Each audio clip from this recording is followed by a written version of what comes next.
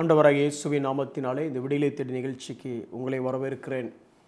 இயேசுவின் உயிர்த்தெழுதலை குறித்து நாம் கற்றுக்கொண்டிருக்கிறோம். அந்த உயிர்த்தெழுதலை குறித்த புரிதல் நமக்கு எவ்வளவு முக்கியம், அல்லது அந்த உயிர்த்தெழுதலை குறித்த புரிதலும் நமது விசுவாசமும் எவ்வளவு தொடர்புடையது என்பதை குறித்து நாம் தியானித்து கொண்டிருக்கிறோம். இன்றைக்கும் அவருடைய உயிர்த்தெழுந்து அவர் செய்த காரியங்களை குறித்து நாம் தியானிக்கப் போகிறோம். ஒரு வசனத்தை நான் வாசிக்க விரும்புகிறேன். அப்போஸ்தலர் நடவடிக்கைகள் 7வது அதிகாரம் 55வது வசனம். ஸ்தேவானுடைய வாழ்க்கை குறித்து சொல்லும் பொழுது, அந்த மரண காரியங்களை குறித்து சொல்லும்போது இப்படி சொல்லப்பட்டிருக்கிறது. அவன் பரிசுத்த ஆவியினாலே நிறைந்தவனாய் வானத்தை அண்ணாந்து பார்த்து தேவனுடைய மகிமையையும் தேவனுடைய வலது பாரிசத்தில் இயேசுவானவர் நிற்கிறதையும் கண்டு. இந்த 5 வகையான சாராம்சம் கொண்ட சுவிசேஷத்தை குறித்து தியானிக்கும் பொழுது நம்ம இப்படி சொல்லுகிறோம். பாவம் இல்லாமல் இயேசு பிறந்தார், முதலாவது. 2வது, இயேசு பாவம் இல்லாமல் வாழ்ந்தார். 3வது, அவர் நம்முடைய பாவத்திற்காக பரிகாரமானார், பலியானார். 4வது, அவர் உயிரோடு எழுந்தார். உயிரோடு எழுந்தது மாத்திரமல்ல, அவர் தேவனுடைய வலது பாரிசத்திலே வீற்றிருக்கிறார் அப்படின்னு சொல்லி. இன்னும் நம்ம இந்த வலது பாரிசத்தை குறித்து நான் பார்க்கும் பொழுது சங்கீதம் 110:1, மார்க் 16:19 இதெல்லாம் பார்க்கும் பொழுது அவர் வலது பாரிசத்திலே வீற்றிருக்கிறார், இருக்கிறவராக நம்ம வாசிக்கிறோம். பிதாவினுடைய வலது பாரிசத்திலே இருக்கிறவராகவே.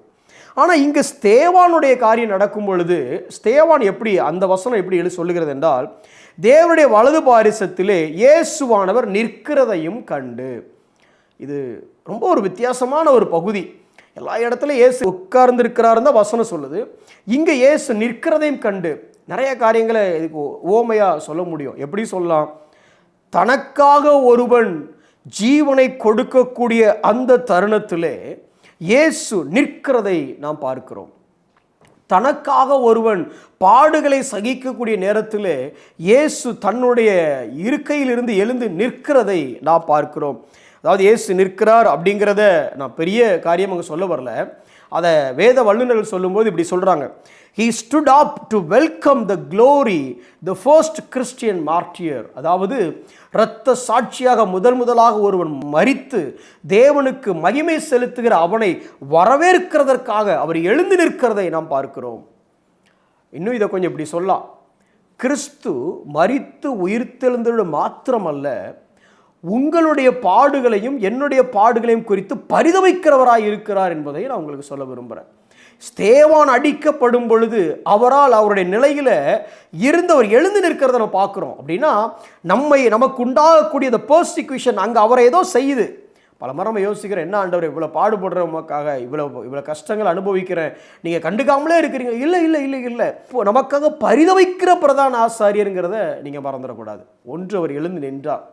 இன்னொன்று, அவர் அப்படியே உட்காரும் பொழுது என்ன செய்வார்? குறிப்பாக இந்த ஸ்தேவானுடைய காரியத்தை குறித்து ஒரு விமர்சனம் பண்ணுகிற ஒரு மனிதன் இப்படி கேட்டான். ஒரு ஸ்கெப்டிக் இப்படி கேட்குறான், என்னப்பா உங்கள் ஆண்டவர் எப்போதுமே அன்பு காட்டுறவர், உங்கள் கூடவே நிற்கிறாருன்னு சொல்கிறீங்க, உங்கள் கூடவே நின்று உங்கள் பாடுகள் மத்தியில் உதவி செய்வாருங்கிறீங்க. இங்கே கூட இப்போ கூட கேட்டோம், அவர் நிற்கிறார்ப்பா, எந்திரிச்சு ஸ்தேவான் மேலே கல்லெறிஞ்சவனே ஏதாவது செய்யணும்னு நிற்கிறாரு, என்னத்தை செஞ்சார் அப்படிங்கிறாங்க. அதுக்கு அப்படி சொன்ன உடனே அந்த தேவ ஊழியர் கொடுத்த பதில் என்ன தெரியுமா? ஸ்தேவான் அடிக்கப்படும் பொழுது ஸ்தேவானுக்கு மிகப்பெரிய உதவியை தேவன் செய்தார். என்ன உதவி செஞ்சார்? கல்லெறிஞ்சாங்க, அவர் கம்முன்னு தானே இருந்தார். கல்லெறிஞ்சு கடைசியாக செத்து போனான். இல்லை இல்லை, மிகப்பெரிய உதவி செய்தார். என்ன உதவி செய்தார்? தன் மீது கல் எறிகிறவர்களுக்காகவும் தன்னை போல் வேண்டுதல் செய்யக்கூடிய ஒரு மிகப்பெரிய கிருபையை தேவன் அவனுக்கு கொடுத்தார். எனக்கு அருமையான சகோதரனே, சகோதரியே, நீயும் நானும் கிறிஸ்துவுக்காக பாடுகள் அனுபவிக்கும் பொழுது, இந்த பாடுகளின் வழியாக கடந்து போகும் பொழுது தேவன் உனக்காகவும் எனக்காகவும் வீற்றிருக்கிறவராக அல்ல, கிறிஸ்து எழுந்து நிற்கிறவராக இருக்கிறத நான் உங்களுக்கு புரியணும்னு ஆசைப்படுறேன். என்ன தருகிறார்? கிருபையை தருகிறார். பாடுகளின் வழியாக கடந்து செல்லும் பொழுது, பெர்சிக்யூஷன் வழியாக போகும் பொழுது, அவருக்கான அடிகள், அவருக்கான கல்லெறி மேலே விழும் பொழுது அவர் அமர்ந்து கொண்டு இருக்கவில்லை.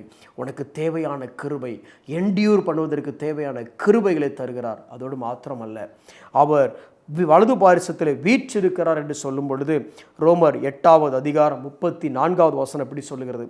ஆக்கினைக்குள்ளாக தீர்க்கிறவன் யார்? கிறிஸ்துவே மரித்தவர், அவரே எழுந்தும் இருக்கிறவர். எழுந்து அடுத்து என்ன பண்ணார்? உயிரோடு எழுந்து மரித்தார், உயிரோடு எழுந்தார். எழுந்து என்ன பண்ணார்னா அவரே தேவனுடைய வலது பாரிசத்திலும் இருக்கிறாரு. இருந்து என்ன பண்றாரு? நமக்காக வேண்டுதல் செய்கிறவரும் அவரே. நமக்காக வேண்டுதல் செய்கிறார். ஒருவேளை இந்த கிறிஸ்துவத்துக்குள்ள வந்து இந்த இயேசு விசுவாசிச்சு இன்னைக்கு ஒருவேளை நீங்க தவறி பாவத்தில் விழுந்து தவறி இந்த பாவ சேற்றில் இருந்து சிக்கிக்கிட்டு, ஆண்டவரே இது உள்ள இருக்கிற என்னை யார் புரிஞ்சுப்பா, என்னை யார் சரி பண்ணுவா? இல்லை, நம்மளுடைய ஒர்த் எப்படின்னா நாம் என்ன செஞ்சோங்கிறத விட கிறிஸ்து நமக்காக என்ன செய்தாருங்கிறது. அதான் அட்டோன்மெண்ட். அட்டோன்மெண்ட்ங்கிறது என்னது? இரத்தத்தினால் நான் ஏற்றுக்கொள்ளப்படுகிறேன். நான் யார் என்பதினால் அல்ல, நியாயாசனத்தின் முன்பு நிற்பதற்கு நான் பாத்திரவான் அல்ல. ஆனால் அந்த நியாயாசனத்தின் மீது இரத்தம் விடப்பட்டதினால் அது கிருபாசனமாக மாறி அந்த இரத்தத்தினால் நானும் எனது காணிக்கையும் நானும் எனது வொர்ஷிப்பும் ஏற்றுக்கொள்ளப்படுகிறது என்று வேதம் நமக்கு புரிய வைக்கிறது. இன்னைக்கு உங்களுக்காக அவர் பரிந்து பேசுகிறவராய் இருக்கிறார். வசனம் சொல்லுது, எபிரேயர் 7வது அதிகாரம் 25வது வசனம் சொல்லுது, மேலும் தமது மூலமாய் தேவனிடத்தில் சேருகிறவர்களுக்காக. யாருக்காக? உங்களுக்காக.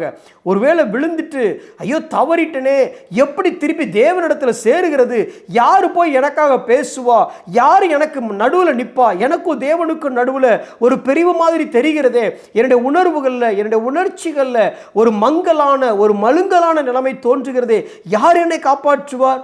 அதுக்கு தான் இந்த பிரதான ஆசாரியர்.